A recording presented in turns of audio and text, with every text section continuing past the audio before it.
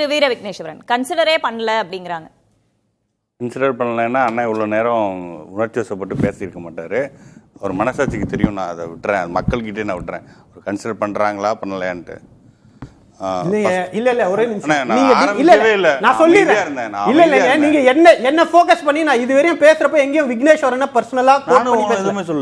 மனசாட்சிக்கு விட்டுறேன், அண்ணன் பேச மாட்டேன். நீங்க உங்களுடைய பாயிண்ட் வைங்க. நான் என்ன ஃபீல் பண்றேன்ற சொல்றதுக்கான உரிமை உங்களுக்கு கிடையாது. இன்னொன்னு, நீங்க டிபேட் வச்சதுனால நாங்க வந்தோமே தவிர, நீங்க இந்த டாபிக் என்ன கூப்பிட்டு பேசுங்கன்னு சொன்னதுனால பேசணுமே தவிர நாங்களா முன் வந்து பேசல. அதனால ஒரு அரசியல் கட்சியுடைய பிரதிநிதியா வரும்போது அதுக்கான ஒரு இலக்கணம் இருக்கு. உங்களுடைய கருத்தை சொல்லுங்க. மத்தவங்க அப்படி நினைப்பாங்க இப்படி நினைப்பாங்கன்றதுக்கு நீங்க அரசியல் விமர்சனம் கிடையாது. அதாவது நான் இன்னைக்கு சிஎம் சொன்னதே சொல்றேன். அதை பார்த்ததுக்கு அப்புறம் ஜெனரலான நாலேஜ் இருக்குல்ல, பொதுமக்களுக்கு என்ன ஒப்பீனியன் வருதோ அது பொதுமக்கள் எடுத்துக்கட்டும். அதைத்தான் நான் சொன்ன வந்தேன். ஃபர்ஸ்ட் ஆஃப் ஆல் வந்து எப்பப்பெல்லாம் ஒரு குடும்ப ஆதிக்கத்துக்கு எதிராக ஜனநாயக குரல் வருதோ அப்பப்பெல்லாம் இந்த மாதிரி கூக்குரல் இடுவது வந்து திமுகவின் வழக்கம். அதைத்தான் எங்கள் தலைவர் சொல்லியிருக்கார். திருச்சியில் ஜனநாயக குரலாக வெற்றி தலைவர் தளபதி ஒழித்தது தான் ஒரு குடும்ப ஆதிக்கத்திற்கு வந்து பதட்டத்தை ஏற்படுத்தியிருக்கு. அதுதான் உண்மை. அவர்கள் அதை மதமாற்றுவதற்கு என்ன தரம் தாழ்ந்து விமர்சித்தாலும் நாங்கள் கடந்து தான் போவோம். செகண்ட் திங் வந்து டெஸ்பரேட்னு ஒரு வார்த்தையை பயன்படுத்தினார் அருமையண்ணன். டெஸ்பரேட் எங்களுக்கு கிடையாது. எங்களுக்கு மக்கள் பணி செய்கிறது தான் எங்களோட வேலை. டெஸ்பரேட்டாக இருப்பது தன்னோட பையனை வந்து முதல்வராக்கணும், தன்னோட பேரனை வந்து துணை முதல்வராக்கணும்னு சொல்லி டெஸ்பரேட்டாக இருப்பது மாண்புமிகு தமிழக முதல்வர் தான். எங்களுக்கு எந்த டெஸ்பரேஷனும் கிடையாது. ஏன்னா நாங்கள் செய்ய போகிறது மக்கள் பணி தான். எங்களை டெஸ்பரேட்டா இருக்குன்னு சொன்னாங்களே, அதுக்கு நான் சொல்றேன் டெஸ்பரேட்டா இருக்குது. அதாவது நான் அரசியலுக்கே வரமாட்டேன்னு சொன்னார் மாண்புமிகு துணை முதல்வர். துணை எம்எல்ஏ ஆக மாட்டேன்னு சொன்னார், துணை முதல்வர் ஆக மாட்டேன்னு சொன்னார். இது எல்லாமே அவர் வார்த்தையில சொன்னது, நான் எதையும் சொல்லலை. அப்படி சொல்றது ஒன்றும் செய்தவனா இருப்பவர்கள் அடுத்த கட்டம் எதை நோக்கி போவாருங்கிறது ஜெனரல் நாலேஜ் இருக்கு, எல்லாத்துக்கும் தெரியும். அதைத்தான் நான் வந்து டெஸ்பரேட் வந்து டிஎம்கே ஃபர்ஸ்ட் ஃபேமிலிக்கு தான் இருக்கு, எங்களுக்கு கிடையாது. செகண்ட் திங் வந்து நடிகர் என்கிறார். எங்கள் தலைவர் ஃபர்ஸ்ட் மாநாட்டிலே சொல்லிட்டார், ஆம் நாங்கள் நடிகர் தான், மக்களின் உணர்வை பிரதிபலிக்கிற நடிகர்னு சொல்லிட்டார். அப்படி நடிகர் என்றாலே கூட்டம் வரும் என்றால் வீடியோ இருக்கு, கோயம்புத்தூர் போனாரு உங்களுடைய துணை முதல்வர், அவர் நடிகரா இல்லையா அதை சொல்லுங்க. ரோட்டை பார்த்து கும்பிட்டுட்டு போனார்ல. அப்போ மக்களின் ஜனநாயக குரலாக தலைவர் ஒழிக்கிறனால தான் மக்கள் வர்றாங்க, இந்த குடும்ப ஆதிக்கத்தை ஒழிப்பதற்காண்டி. அது மாதிரி கொள்கை கூட்டம் தான் தாவேகா. திமுகவால ஒரு குடும்பத்திற்கான பிரைவேட் லிமிடெட் கம்பெனி கிடையாது, ஒரு குடும்பத்தின் பிரைவேட் லிமிடெட் கம்பெனி கிடையாது தாவேகா. ஜனநாயக இயக்கம், கொள்கை இயக்கம். அடுத்து வந்து அருமையண்ணன் சொன்னாங்க, சிஐஏ பற்றி சொன்னாங்க. தேர்ட் அமெண்ட்மெண்ட் நேற்றும் நான் இதை பதிவு பண்ணேன். தேர்ட் அமெண்ட்மெண்ட் 2003 நடந்த தேர்ட் அமெண்ட்மெண்ட்ல என்ஆர்சியை வந்து ஃபர்ஸ்ட் இன்க்ளூட் பண்ணாங்க. கம்பல்சரி மேண்டேட்டரி பண்ணது வந்து 2003 சிஐஏ ஆக்ட்ல தான். அதை திமுக ஆதரித்ததா எதிர்த்ததா? அதுபோல் ஒக்ஃபு லேண்டு பற்றி சொன்னாங்க. நாங்கள் வந்து ஒக்ஃபு லேண்டு பிஜேபி கொண்டு வரதை கடுமையாக எதிர்க்கிறோம். திமுகவினர் சொல்லுவாங்களா எங்க கிட்ட எந்த ஒக்ஃபு லேண்டுமே இல்லை, பிஜேபி அபகரிக்க பாக்குது, அதை கண்டிக்கிற நீங்க நம்ம சுத்தமா இருக்கணும்ல. ஒக்ஃபு லேண்டு திமுகவினர் யார்கிட்டயுமே இல்ல. திமுக தலைமையில இருந்து ஒரு அறிக்கை வருமா? திமுகவினர்கிட்ட யார்கிட்டயும் ஒக்ஃபு லேண்டு இல்ல. கம்மியான விலைக்கு, அதாவது அடிமாட்டு விலைக்கு ஒக்ஃபு லேண்டு எங்கள்ட்ட இல்லப்பா. அனுபவத்துல அவங்க ஏதோ ஒரு 500 ரூபா வாடகை கொடுப்பாங்க அந்த காலத்துல, ஒரு 50 வருஷத்துக்கு முன்னாடி. அந்த மாதிரி லேண்ட் இல்லைன்னு சொல்லுங்க. அதனால அடுத்து வந்து இஸ்லாமியர்களுக்கு கொடுத்த வாக்குறுதிகளை எதை நிறைவேற்றலைன்னு கேட்டார் அண்ணன். இஸ்லாமிய சிறைவாசிகள் விடுதலை பண்ணுவோம் அப்படின்னு சொல்லி முதல்வர் சொன்னாரா? துணை முதல்வர் சொன்னாரா? செய்தித்தார்களா? விடுதலை பண்ணிட்டாங்களா? நான் அடுத்து வரேன்.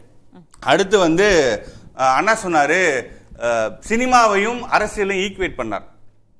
அண்ணன் நான் திருப்பியும் சொல்றேன், மாண்புமிகு துணை முதல்வர் அவர்களோட மைண்ட் செட்டே எங்களை பார்க்காதீங்க. அவருக்கு தான் ரெட் ஜெயின் கம்பெனி ஒன்னு, டெபுட்டி சிஎம் போஸ்ட் ஒன்னு. ஒரு நான் ஈக்குவேட் பண்ணேனா? இல்லனே நான் ஈக்குவேட் பண்ணேனா? இல்ல இது பாருங்க அண்ணா, நான் ஏதாவது இஷ்டத்துக்கு பேசிட்டீங்களா? நீங்க கம்பேர் பண்ணீங்களா? கம்பேர் பண்றதோ ஈக்குவேட் பண்றதோ அரசியலையும் கம்பேர் பண்ணாருங்க இல்லையா? இல்ல இல்ல நான் அப்படி வேதவலி இங்க பாருங்க, அவர் என்ன அரசியலையும் பண்ணாதத பண்ணதா சொல்றத அனுமதிக்க முடியாது. 2019 அரசியலுக்கு வரணும், 4 ஆண்டுகள் முதல்வர் எங்களை பார்த்து கேக்குறீங்களே. 2019க்கு முன்னாடி அவர் எந்த போராட்டத்தை கலந்துக்கிட்டார்? அவருக்கு வந்து சமூக நீதி என்னன்னு தெரியாது, அவரே ஒரு பேட்டில சொல்லியிருக்காரு. ஒரு படத்துல 7ஆம் அறிவு படம் சம்பந்தம் பேசுறப்போ அப்ப எனக்கு இந்த புரிதல் இருக்காரு. நான் அதை குறையா சொல்லல, எல்லாருமே கத்துக்கிட்டு தான் வரும். அப்போ அப்படியெல்லாம் நான் தப்பா சொல்ல, வருங்காலங்களில் அவர் கத்துக்குவார் துணை முதல்வர்கள். அது போல தரம் தாழ்ந்து வைக்காம நீங்க கோர்ஸ் ஆஃப் ஆக்ஷன்ல நாங்க எல்லா விஷயத்தையும் சரி பண்ணிட்டு தான் வர்றோம். நீங்க கரெக்டா இருக்கீங்களா அதுதான் நான் கேட்கிறேன். அதே மாதிரி பொது சொத்துன்னு சொன்னார் அருமையண்ணன். உண்மையிலே சொல்றேன், கடந்த ஒரு போற ஆர்ப்பாட்டம் நடந்தது, அதுல ஏதோ சேதம் நடந்ததுக்கு இங்க திருவல்லிக்கேணி பக்கத்தில் அதை சரி பண்ணி தருவோம்னு சொன்னோம். அதுபோல நாங்க எப்பவுமே பப்ளிக் ரெஸ்பான்சிபிளா நடந்திருக்கோம். ஒரு பெரிய கூட்டம் ஒரு சின்ன பகுதியில் ஒரு 40,000 பேர் 50,000 பேர் கூடுறப்ப பெரிய இந்த மாதிரி ஒரு அன்கண்ட்ரோல்டு மாஸ் வர்றப்ப நடக்கிறது தான். ஆனா இது எதிர்பாராம நடந்தது.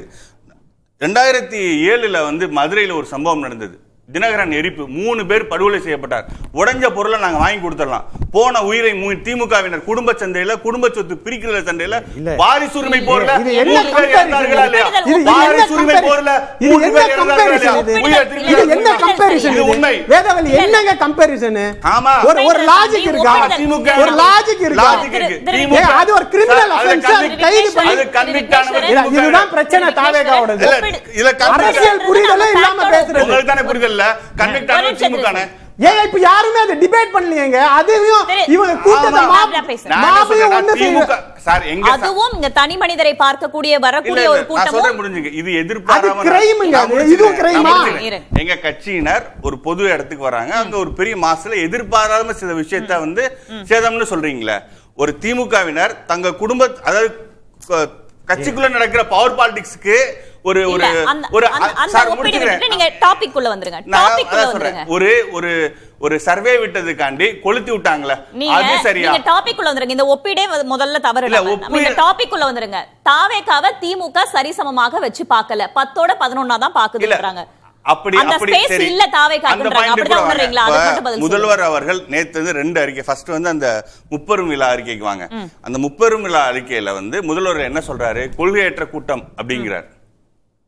அதே போல 1970s காலகட்டத்தில் எம்ஜிஆர் அவர்களை பார்த்து என்ன சொன்னாங்க? அரசியலுக்கு அரிச்சுடிவே தெரியாது அப்படின்னு சொன்னாங்க. அந்த எந்த எம்ஜிஆரை நீங்க அரிச்சுடி தெரியாதுன்னு சொன்ன எம்ஜிஆர் தான் ஓபிசி ரிசர்வேஷனை 30% 50% உயர்த்தினார். இன்னைக்கு நீங்க கேஸ் சர்வே எடுக்க மறுக்கிறீங்க. அஸ்வினி வைஷ்ணவ் எந்த வாய்ஸ்ல பேசுதோ அதே வாய்ஸ்ல தான் திமுகவும் பேசுது. ஒன்றிய அமைச்சர் அஸ்வினி வைஷ்ணவ் எந்த வாய்ஸ்ல பேசுறாங்களோ அதே வாய்ஸ்ல கேஸ் சர்வேல நீங்க பேசுறீங்க. ஆனா நீங்க ஒண்ணுமே அரசியலே தெரியாதுன்னு சொன்ன நபர் தான் ஓபிசி ரிசர்வேஷன் இன்க்ரீஸ் பண்ண. அது போல எங்க தலைவர் பெரியார் வழியில் சமூகநீத விஷயத்திலையும் மதச்சார்பின் விஷயத்திலையும் உறுதியா இருப்பார். உங்களை போல இஸ்லாமிய சிறைவாசியை வெளியிடுவேன்னு சொல்லி ஏமாத்துறது பொய் வாக்குறுதி. இப்ப மாணவர்களுக்கு நான் முடிச்சுக்கிறேன்.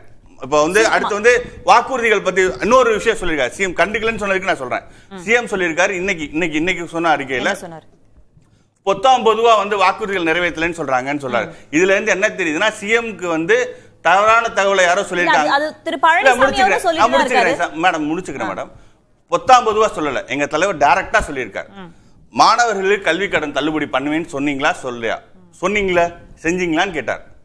அதே போல 40% பெண்களுக்கு அரசு வேலையில இடஒதுக்கீடு தருவேன்னு சொன்னீங்களே, செஞ்சீங்களா? 3 ரூபாய் குறைப்பேன்னு சொன்னீங்களே, டீசல் குறைப்பீங்களா? அரசு ஊழியர்களுக்கு வந்து ஓல்ட் பென்ஷன் ஸ்கீம் இம்ப்ளிமெண்ட் பண்ணுவீங்களான்னு சொல்லி டு த பாயிண்ட் கொண்டாரு.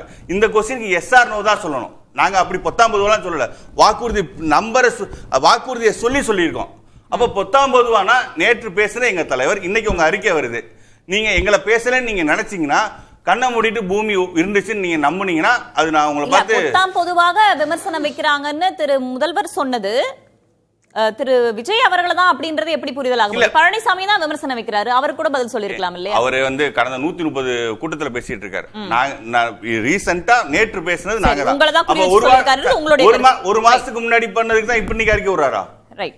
அவர் ஒரு மாசமா தான் 1.5 மாசமா பேசிட்டு இருக்காரு. 130 கூட்டத்துல பேசிட்டு இருக்காரு. 130 கூட்டத்துக்கு இன்னைக்கு தான் முதல்வர் தராரு. அப்படி எல்லாம் இல்ல. நேற்று நாங்க பேசணும் 2 அறிக்கை வந்திருக்கு. ஒரே இஸ்லாமிய சிறை கைதிகளை பத்தி பேசிட்டு இருக்காரு. அதோட ப்ராசஸ் புரிஞ்சிருந்தா இது பேசியிருக்க மாட்டாங்க. ஏற்கனவே ஆதிநாதன் குழு கமிஷனை போட்டு யார் யாரெல்லாம் விடுதலைக்கு தகுதியானவர்கள் அப்படின்னு ஒரு பட்டியல் போட்டு அதுல 7 இருந்து 12 பேரை விடுதலை செய்தாச்சு. மீதி கோப்பு வந்து அதுல வந்து ஒரு 300 கிட்ட போட்டிருக்கோம். அது வந்து கவர்னருடைய கையெழுத்துக்கு காத்திருக்கிறது. இதனாலதான் கவர்னருடைய அதிகாரத்திற்கு ஒரு டைம் லிமிட் கொண்டு வரணும் வழக்கு போட்டு உச்ச நீதிமன்றத்தில் தீர்ப்பு வாங்கிட்டு வந்திருக்கோம். இதெல்லாம் தான் ப்ராசஸ். வாக்குறுதியை கொடுத்தது ஒரு அரசாக அரசு தன்னுடைய கடமையை செய்திருக்கிறது. முட்டுக்கட்டையாக இருக்கக்கூடியது ஒன்றிய அரசுடைய பிரதிநிதியாக இருக்கக்கூடிய ஆளுநர். ஆளுநரை நோக்கி கேட்க வேண்டிய கேள்விகளை கேட்காம திமுகவை எதிர்ப்பது மட்டும்தான் ஒரு அஜெண்டா. இத சொல்றேன்.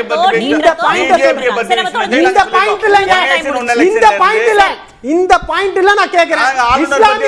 இஸ்லாமிய மாநில சுயாட்சிக்கு ஆளுநரின் தலையீடு தேவையில்லைன்னு நாங்க பதிவு பண்ணிருக்கோம். இப்ப இல்லாத விஷயத்தை ஒரு அஜெண்டா ஒரு எக்ஸ்போஸ் ஆவறாரு பாருங்க. நான் இஸ்லாமிய சிறைவாசிகளுக்கு நீங்க தம்பி இருங்க.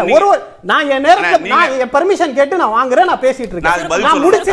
நான் முடிச்சிடுறேன். கொஞ்சம் பொறுமையா பேசுங்க. அப்ப இஸ்லாமிய கைதிகளுடைய விடுதலைக்கு கோப்ப ஆளுநர் கையில நிக்கிறது கூட தெரியாம திமுக அரசு விடுவிச்சுச்சா அப்படின்னு கேட்கறது இருக்குல்ல. இதுதான் இவர்கள் செய்யக்கூடிய காழ்ப்புணர்ச்சி அரசியல்.